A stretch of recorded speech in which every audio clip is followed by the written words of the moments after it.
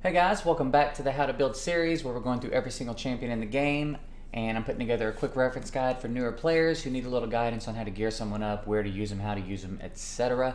I won't be going into masteries and later game stuff because that gets a little convoluted, and that's stuff you'll learn along the way. So let's just go ahead and jump into it with Marked of the Barbarians. Now, Marked is a pretty cool little champ, actually.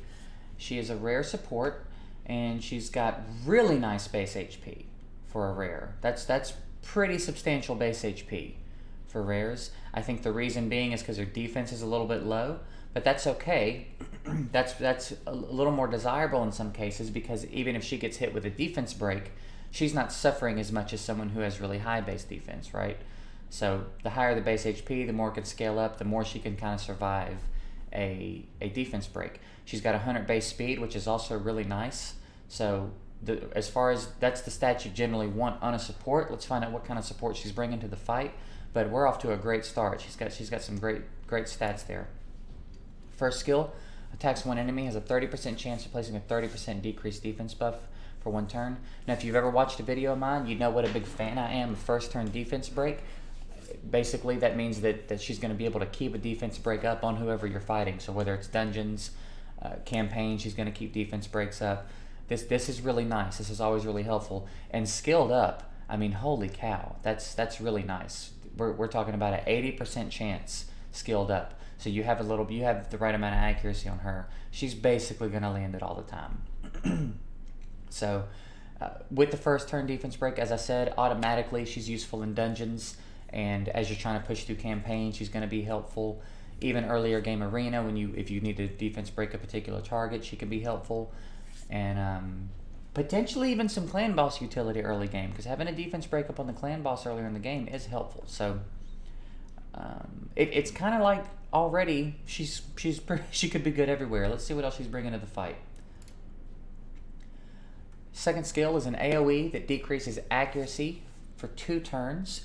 Now, as I've said before, decreased accuracy is always nice. It's a nice bonus. It's a nice thing to have. It's generally not the meta or the strategy, but there are definitely places where it's going to be useful. Off the top of my head, Dragons is a really great place to have decreased accuracy, because if you've spent any time in Dragons, you know he likes to stack the debuffs on you. So decrease accuracy is nice. She's also got the AoE, so while she's probably not going to be one-shotting waves because she's a support champ, she will be putting dents in the waves to make it easier for the rest of your team to get through the waves quicker. So this is a great skill. And again, in arena, the decreased accuracy is nice earlier game. It's like I said, it's not generally going to be the meta, but she's got an AoE skill. So campaign, I still kind of think she's got some utility everywhere based on what we have going on so far. Let's check out the third skill. Places a block debuffs buff on all allies for 1 turn, and a 60% increased defense buff on all allies for 2 turns. So, Dragons. That's another great thing for Dragons. Not only can she drop the accuracy on him, she can place block debuff. So if it's unfortunate that it's 1 turn. It would be great if it was 2 turns, but she's a rare. They can't make her insane, right? So Dragons is right off the top of my head where I'm thinking this would be great. But again, the 60% increased defense buff is going to be great for your team anywhere. So as you're pushing through campaign, she's blocking debuff. She's putting a nice defense buff on you. She's got an AoE attack. She's decreasing accuracy, and she's got a first turn defense break, which means she's basically going to keep a defense break up for you. So I think she's got some utility just about anywhere you want to take her, right? Even spiders, because she has an AoE skill, and she's got decreased accuracy, and she's got the defense break. Everything she's got. She's a great little champ. I don't think I realized that earlier in the game. As I said, a lot of these I'm kind of looking at these champs in depth for the first time in these videos. So there's a lot of utility to be gotten out of her early in the game. She's actually a pretty fantastic little champ, especially with her stats the way they are. Those are going to be very easy to scale up, her base HP and speed, and then accuracy. You definitely want some accuracy on her because of this defense break. So I think take her everywhere. if you've got her earlier in the game. I think she's going to be a nice member of most teams, and may even be a little difficult to replace over time. You may have to really pull a nice champ to take her spot. As far as how to gear her up, definitely HP sets. We want some HP sets in there because that HP is so high. It's going to be easy to scale, so we want to shoot that up as much as possible.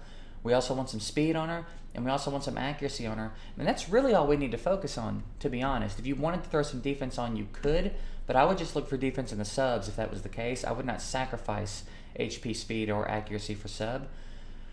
So I would probably go HP set, speed set, accuracy set, some combination of those sets. If you can get some nice accuracy in your subs, you don't have to use the accuracy set. You could go double HP speed, and then you're looking HP percent on the gloves, HP percent on the armor, speed on the boots, and then in your sub stats, you're looking for HP, speed, and accuracy, and defense where you can find it. But again, I would not sacrifice any other stats for defense. And yeah, I'd put her on. I can't think of a team to not, maybe not.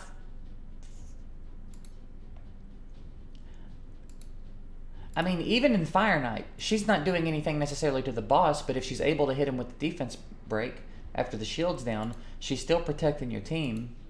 So she's not ideal, of course, but earlier in the game, I think you can put her on basically any team you want to put her on, and she's going to be a pretty valuable member of it. So we're going to give her like a 8, like an 8 out of 10 for what you're going to be using her for at the stage in the game you're going to be using her for. She's going to be a great member of the team. This first turn defense break shoots her way up. Then she's got the stronger defense buff and a block debuffs. Gives her a lot of utility in dragons and other dungeons.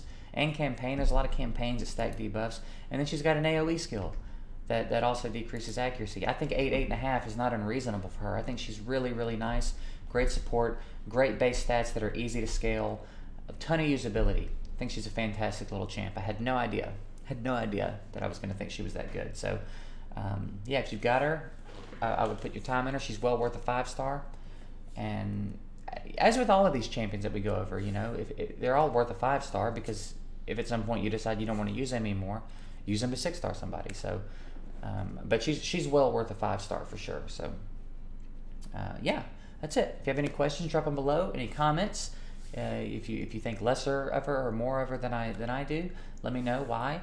If you're using her for some stuff and you've got some other suggestions for players, for builds, and ways to use her, again, all the information we can get in the comments below is great. So if you want to try to catch me on Twitch, I stream at twitch.tv/JGigs. That'll do it for this video. I hope it helped. I appreciate you watching, and I'll see you guys in the next one.